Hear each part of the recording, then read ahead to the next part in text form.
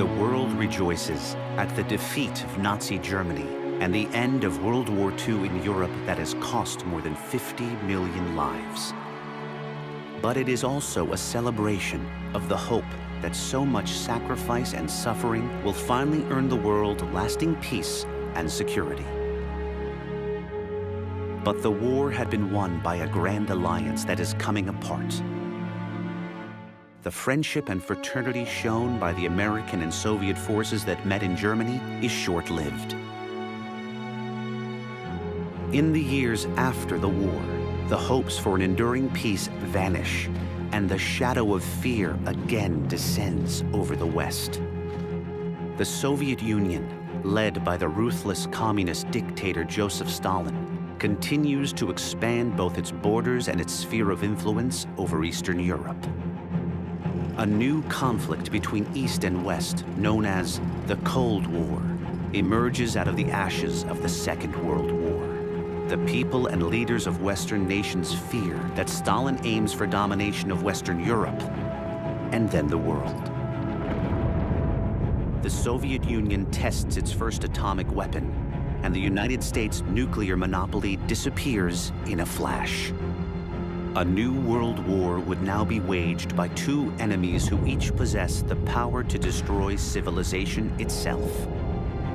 The potential horror of this new conflict could far surpass the terrible destruction of World War II.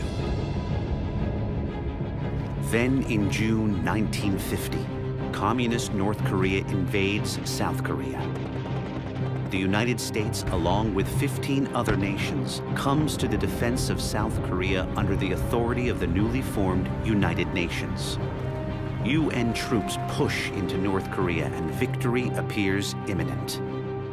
But the surprise intervention of the communist Chinese Red Army sends the American and UN forces into headlong retreat. The war to stop the spread of communism becomes a bitter, bloody stalemate.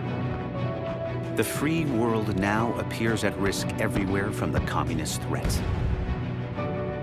Devastated by 6 years of war, its economies in shambles, and its armies nearly non-existent, Western Europe appears a likely target for communist expansion.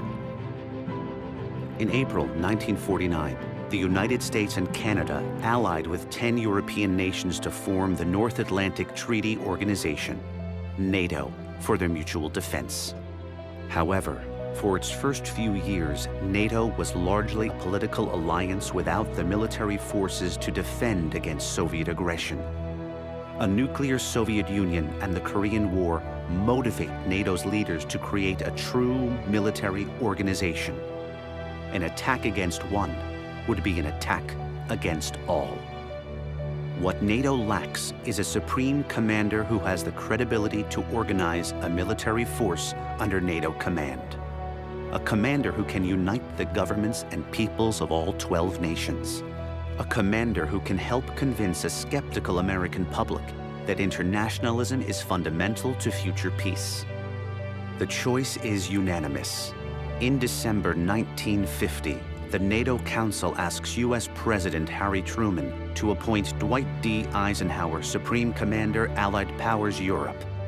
Eisenhower will once again return to Europe, this time to ensure the peace, not to wage war.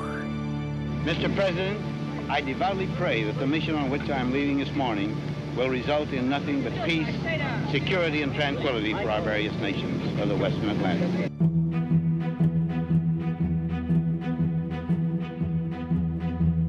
Eisenhower had been the supreme commander of the Allied forces during the Second World War in Europe. The Europeans knew him well. There was enormous respect for him across the entire military structure in Europe. And there was also enormous respect for General Eisenhower in the political world. He was someone who could ride that seam between the military and the political, the diplomat warrior. In all history, this is the first time that an Allied headquarters has been set up in peace to preserve the peace and not to wage war. It is our prayer that with high courage and with the support of our people and the grace of God, we shall not fail in this purpose. There was no command structure. There were no dedicated troops.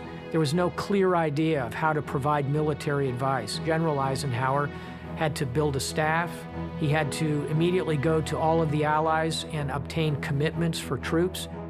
I think it's very fair to say that General Eisenhower invented the idea of NATO as we understand it today.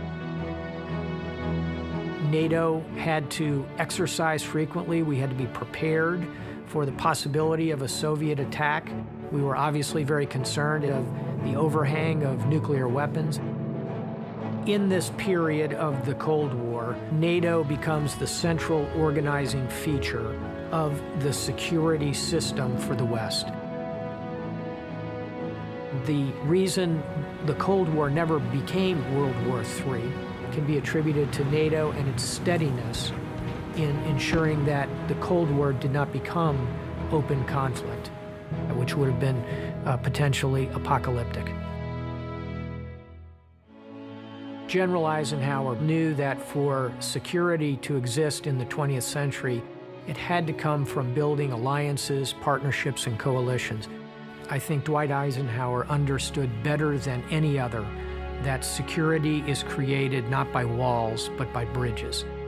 His entire career was the building of coalitions within the U.S. Army, within the Allied structure in the Second World War, and I would argue the absolute apotheosis of his ability to create bridges was the work he did in bringing NATO to life.